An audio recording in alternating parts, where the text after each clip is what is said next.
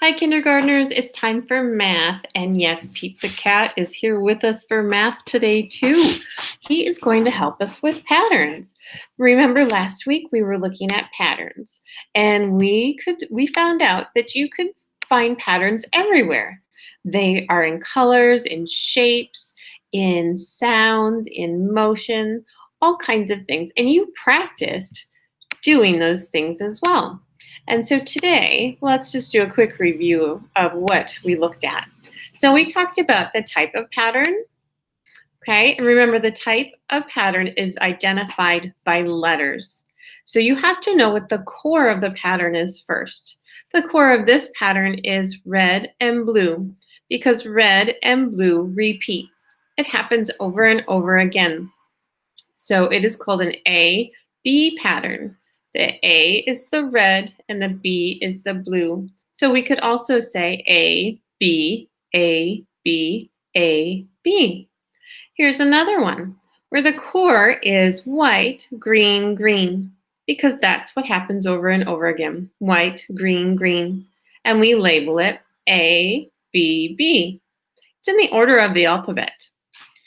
I can create an A, B, C pattern. Those are the first three letters, 1, 2, 3 of the alphabet. And that tells me that these are all going to be different.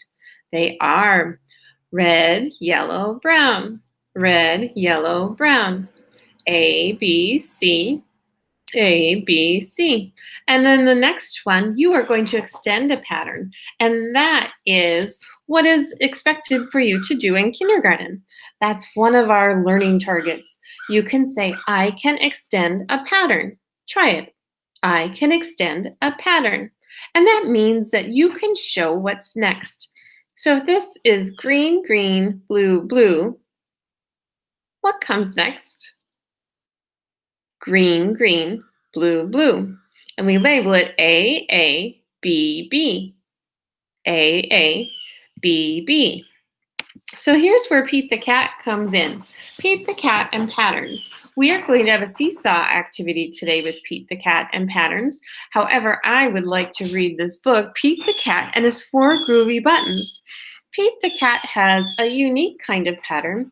His is a shrinking pattern. We know what's going to come next because each time we see something happen, we know what the result will be. That's also something called cause and effect, which we will get into more later, but we might as well think about it. If one button goes away, what happens? It doesn't have as many, right? Okay, well, let's watch this.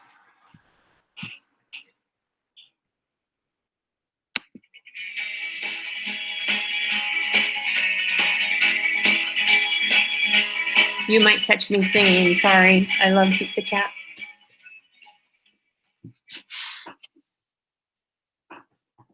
Pete the cat put on his favorite shirt with 4 big, colorful, round, groovy buttons. He loved his buttons so much, he sang this song. My buttons, my 4 groovy buttons. My buttons, my 4 groovy buttons. Oh No. One of the buttons popped off and rolled away. How many buttons are left? 3. 4 minus 1 equals 3. Did Pete cry? Goodness, no. Buttons come And buttons go. He kept on singing his song. My buttons, my 3 groovy buttons. Are you singing? My buttons, my 3 groovy buttons. My buttons. Oh no! Another button popped off and rolled away. How many buttons are left? 2. 3 minus 1 equals 2. Did Pete cry? Goodness, no. Buttons come And buttons go. He kept on singing his song. My buttons, my two groovy buttons. My buttons, my two groovy buttons. Oh no! Another button popped off and rolled away. How many buttons are left? 1. 2 minus 1 equals 1. Did Pete cry? Goodness, no. Buttons come and And buttons buttons go. go. He kept on singing his song. My button, my one groovy button. My button, my one groovy button. Oh no! The last button popped off and rolled away. How many buttons are left? 0. 1 minus 1 equals 0. Did Pete cry? Goodness, no. Buttons come and buttons go. Pete looked down at his buttonless shirt, and what do you think he saw? His belly button! And he kept on singing his song.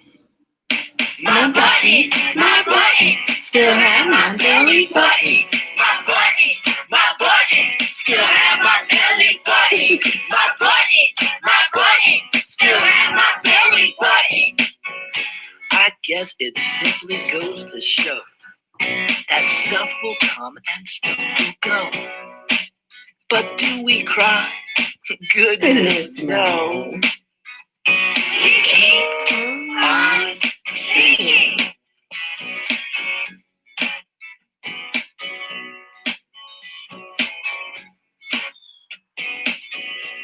Okay.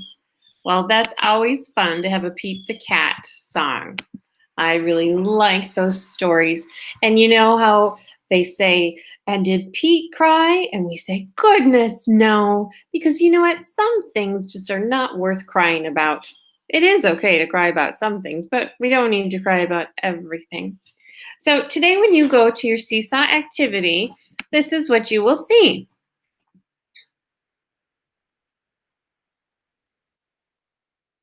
Okay. You will see patterns of things that were in the Pete the Cat story, and you are going to complete the pattern. So I'll do the first one for you, or with you. We have blue, green, blue, green, blue. What comes next? So then we look down here. Well, I need to put my hand there on the clicker. And I need to decide, do you think a green button comes next? There is a green button in that pattern. But when I look up here, I see that blue comes first. Blue, green, blue, green, blue. Green. Let's try it. So we move this over there. And that looks right, doesn't it? Now, I'm going to tell you something that was not in the directions, but this could be kind of a bonus for you. You could also choose a writing tool.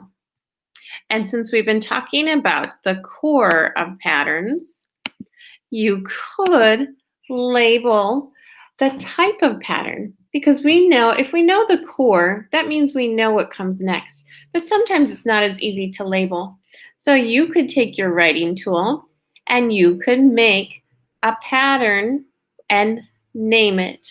This could be A, B. This is an A-B pattern. There are only two things, A, B,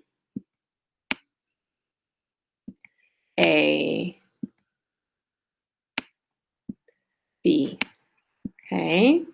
Now, as I said, that's not in the directions. This is extra.